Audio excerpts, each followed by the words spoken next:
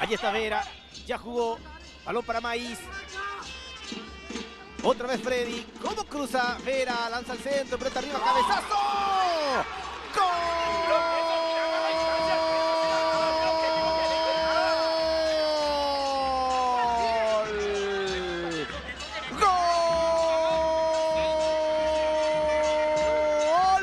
Deportivo Ameliano. Jonathan Gómez con golpe de cabeza. Qué buen centro de Freddy Vera. Allí está la carrera y Jonathan que salta. Saracho, que no puede definir, no tenía compañía, decidió rematar, respondió bien Pérez. Mendoza, Camacho, González. La pelota para Romeo Benítez.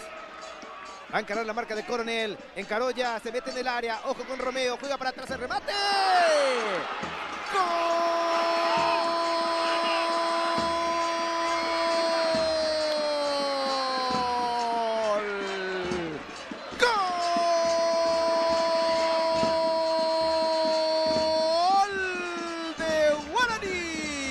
Marcos Cáceres, qué buena acción de Romeo Benítez, le ganó nomás a Coronel, centro atrás y de zurda como un delantero, como un 9. Marcos Cáceres empata el partido a los 47 minutos.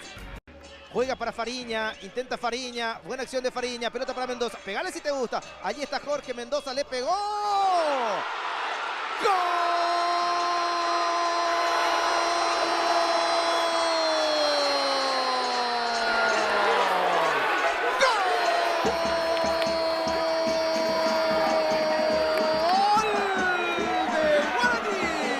Jorge Mendoza, sin duda de tu amor por la camiseta, Jorge. Te dije que le pegues y le pegó nomás.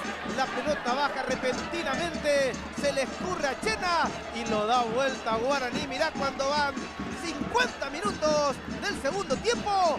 Gana el legendario 2-1, lo dio vuelta.